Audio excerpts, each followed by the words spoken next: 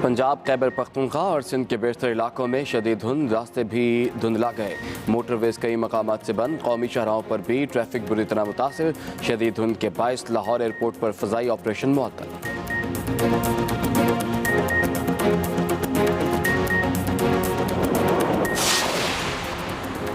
ठंडी हवाओं का नया सिलसिला आज मुल्क में दाखिल होगा। धुंध में कमी आएगी, बारिश का इम्कान नहीं। महकमे मौसमियात के मुताबिक आइंदा 24 घंटों के दौरान कराची समेत मुल्क में मौसम खुश्क और शदीद सर्द रहेगा।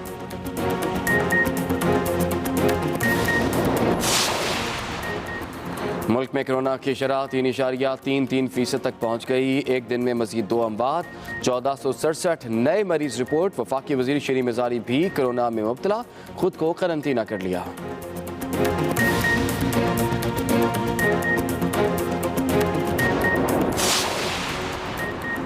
वज़ीर-ए-आज़म इमरान खान की ज़ेर सदारत वफाकी काबीना का इजलास आज होगा।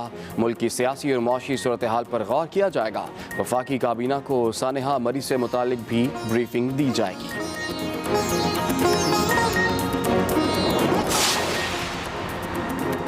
और वज़ीर आला पंजाब उस्मान बुज़दार कहते हैं कि सानेहा मरी की तहकीकात का आगाज़ हो चुका। गफलत या कोताही के जिम्मेदारों के खिलाफ बिला तफरीक कार्रवाई होगी। Welcome back to Expresso. बात करते हैं कुछ मेरी टाइम सिक्योरिटी के हवाले से, जो इस वक्त पाकिस्तान की सरहद खुद मुख्तारी के लिए, इसके साथ जो इक्तिसादी मुस्तकबिल है उसके लिए इंतहाई अहम है और इंतहाई ज़रूरी भी है। और ख़ास तौर पर पाकिस्तान के जो चाइना इकनॉमिक कॉरिडोर है उसको देखते हुए जो पाकिस्तान की लोकेशन के हिसाब से इसकी बड़ी अहमियत भी है। और दुनिया इस वक्त पाकिस्तान की तरफ देख रही है क्योंकि पाकिस्तान ही वो वाहिद राहदारी का जरिया है जिससे पूरी दुनिया एक ट्रेड रूट से मुंसलिक होने जा रही है। इसमें जो हमारी मेरी टाइम सिक्योरिटी है, हमारे ख्याल उसका सबसे अहम जो है, तो हम कहीं गलत नहीं होगा हम ये अगर कहें कि सबसे इंपॉर्टेंट फैक्टर है पाकिस्तान मैरीटाइम सिक्योरिटी एजेंसी। हमारी सिक्योरिटी फोर्स है जो अक़वाम मुत्तहिदा की करारदाद बराए समंदरी कवानीन 1982 के तहत जो माहीगीर हैं उनकी ज़िंदगी, उनके हकूक़ के साथ जो पाकिस्तान की सरहदी मफादात हैं उनका भी तहफ़्फ़ुज़ करती है। 1000 किलोमीटर के जो रेडियस के अंदर जितनी भी हमारी सरहदी हदूद बनती है उसकी सिक्योरिटी की जिम्मेदारी उनके सपोर्ट है। बिल्कुल। और आज हमने कुछ इसी हवाले से बात करनी है मैरीटाइम सिक्योरिटी एजेंसी के बारे में कि इसकी अहमियत क्या है, इसका काम क्या है, ये कैसे काम करती है, इसका मैकेनिज्म क्या है। और इसके साथ साथ एक बड़ी इंपॉर्टेंट एक्सरसाइज करवाने जा रही है मैरीटाइम सिक्योरिटी एजेंसी जिसका टाइटल है बाराकूडा। इस मश्क के हवाले से हम अगर बात करें तो इसके तनाज़ुर में हमने आज अपने 2 बड़े अहम मेहमानों को बुलाया है। इस पर भी हम उनसे बात करेंगे कि वो इस मश्क के हवाले से हमें क्या बताएंगे। ओवरऑल जो मैरीटाइम सिक्योरिटी एजेंसी है उसके हवाले से भी हमने अपने मेहमानों से बात बिल्कुल। कैप्टन जाहिद हुसैन इकबाल हमारे साथ मौजूद हैं और लेफ्टिनेंट कमांडर अख्तर जमान हमारे साथ मौजूद है। दोनों को हम खुशामदीद कहेंगे। Thank you very much. सबसे पहले हम मैरीटाइम सिक्योरिटी एजेंसी की अहमियत के हवाले से बात करें तो मौजूदा हालात में पाकिस्तान में इसकी शक्ल क्या है और ये कितनी अहम है और इसका आगे बढ़ना पाकिस्तान के लिए कितना ज़रूरी है। देखें, जो तनाजुर है, जिस तरह आपने अपने इंट्रो में अभी बताया कि सीपैक के बाद पाकिस्तान की जो मैरीटाइम ट्रेड है उसकी सिग्निफिकेंस बहुत ज़्यादा बढ़ गई और कहीं भी किसी भी ट्रेड के लिए एक सेफ माहौल को प्रोवाइड करना ये बहुत बड़ी जिम्मेदारी है जी। इसी तनाजुर में जो सिक्योरिटी और सेफ्टी है तमाम राहदारियों की कि वो UN क्लॉज, पाकिस्तान के लॉज और जितने भी इंटरनेशनल ऑब्लिगेशंस हैं वो फॉलो हों हमारे पानियों में, उसकी जिम्मेदारी पाकिस्तान मैरीटाइम सिक्योरिटी एजेंसी को सौंपी गई है। और पाकिस्तान मैरीटाइम सिक्योरिटी एजेंसी इस जिम्मेदारी को बहुत खूबी के साथ निभा रही है। अल्हम्दुलिल्लाह पाकिस्तान मैरीटाइम सिक्योरिटी एजेंसी की जो जिम्मेदारियां हैं उनमें कोई भी डिज़ास्टर होता है किसी भी किस्म का, उसको कंटेन करना, उसके बाद जितने भी कोई सर्च और रेस्क्यू की या कोई लाइफ थ्रेटनिंग सिचुएशन डेवलप होती है समंदर में उसको एड्रेस करना, उसके बाद जितने हमारे माहीगीर समंदर में ऑपरेट कर रहे हैं, मैं यहाँ पे बताता चलूँ कि तकरीबन 30,000 से कुछ ज़्यादा फ़िशिंग बोट्स हैं जो कि पाकिस्तान में बलूचिस्तान और सिंध की कोस्ट पर रजिस्टर्ड ऑपरेट कर रही हैं। इनके साथ बहुत सारे ख़ानदानों का एक ज़रिया माश जो है वो अटैच्ड है। उनकी सेफ्टी सिक्योरिटी भी पाकिस्तान मैरीटाइम सिक्योरिटी एजेंसी की जिम्मेदारी है। उसके अलावा ये जो हम ऑयल एक्सप्लोरेशन या कोई भी ऐसी एक्टिविटी करते हैं जिसमें समंदर का ताल्लुक होगा, वो भी पाकिस्तान मैरीटाइम सिक्योरिटी एजेंसी इस सिलसिले में सिक्योरिटी और सेफ्टी की जिम्मेदारी बहसन तरीके से निभा रही है। सही।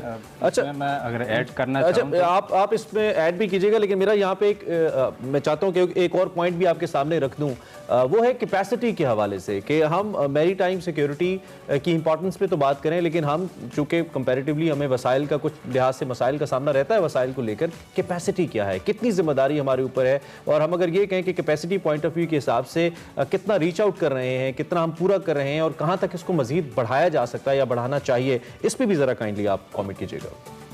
अच्छा, इसमें मैं आपसे ये कहूँगा कि पाकिस्तान मैरीटाइम सिक्योरिटी एजेंसी तकरीबन 350 नॉटिकल माइल तक जिम्मेदारियां निभा रही है पाकिस्तान के कोस्ट से। 350 नॉटिकल माइल्स, मैं आम पब्लिक के लिए ये बात बताऊं कि तकरीबन 1 नॉटिकल माइल वो 2 किलोमीटर के जो है वो बराबर होता है, 1.8 किलोमीटर मैं अगर स्पेसिफिकली उसको कहूँ। अच्छा। और जो सर्च एंड रेस्क्यू की जो जिम्मेदारी है वो तकरीबन 840 मील पर मुहित है।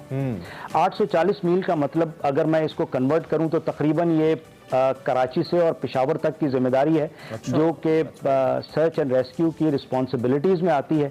इसमें हमारे साथ पाकिस्तान नेवी का बहुत बड़ा एक ताउन हासिल रहता है, मगर बेसिकली ये जिम्मेदारियां पाकिस्तान नेवी और पाकिस्तान मैरीटाइम सिक्योरिटी एजेंसी जो है इस इलाके को मॉनिटर कर रही है।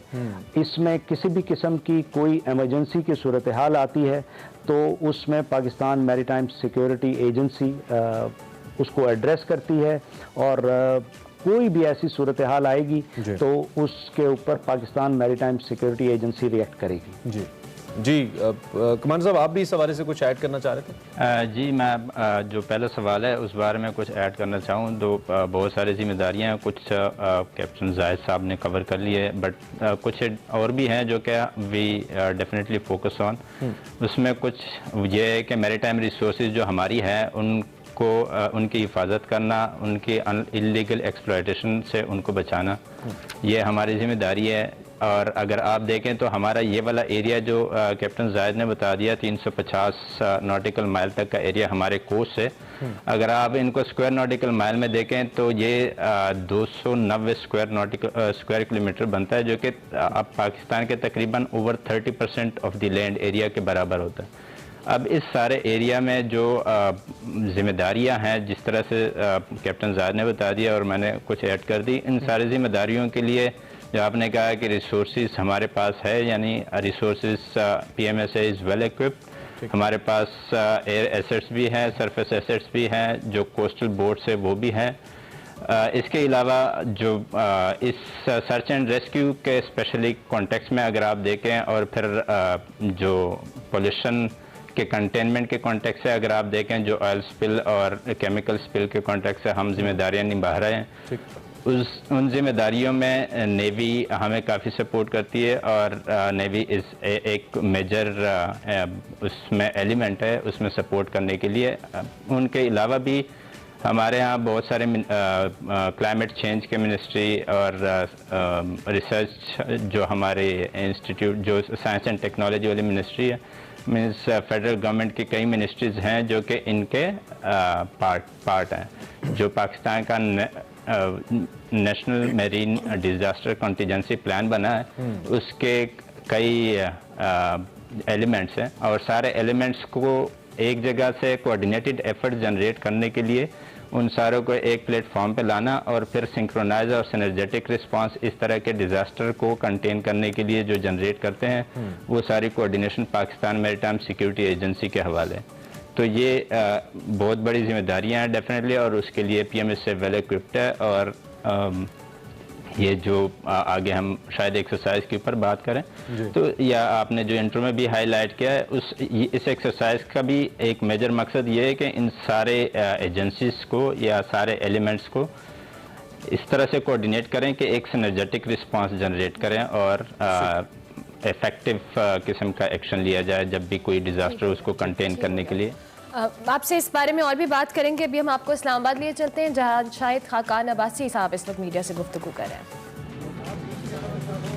अवाम पर मजीद टैक्स लगाने की तजावीज़ मौजूद है।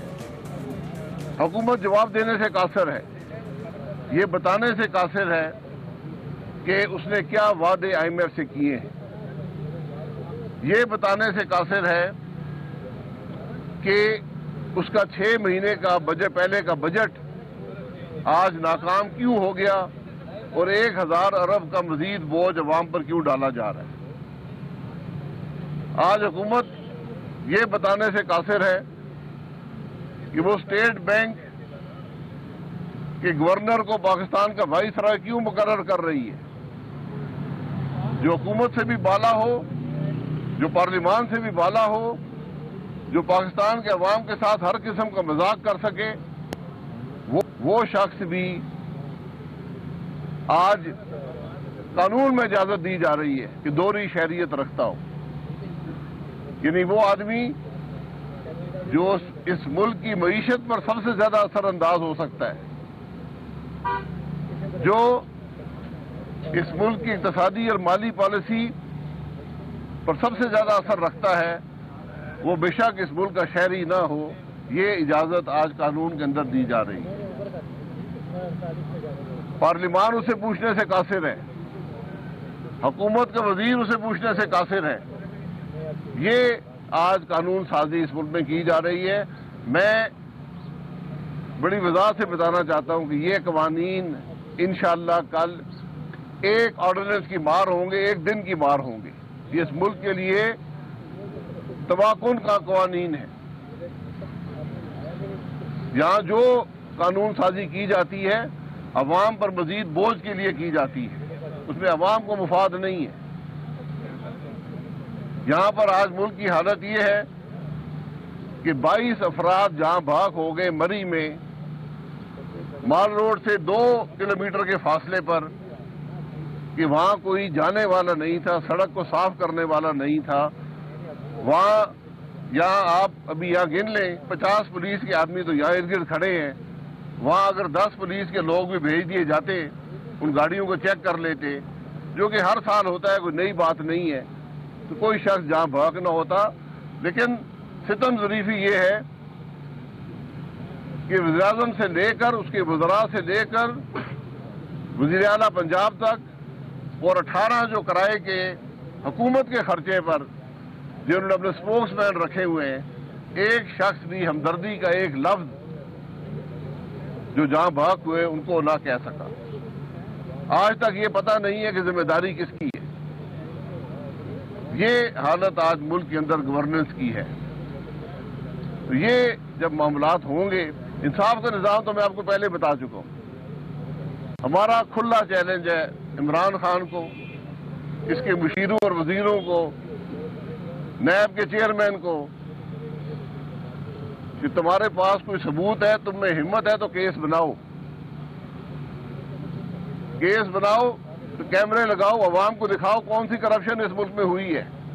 हम तुमको दिखाएंगे कि नैब के अंदर कौन सी करप्शन हुई है।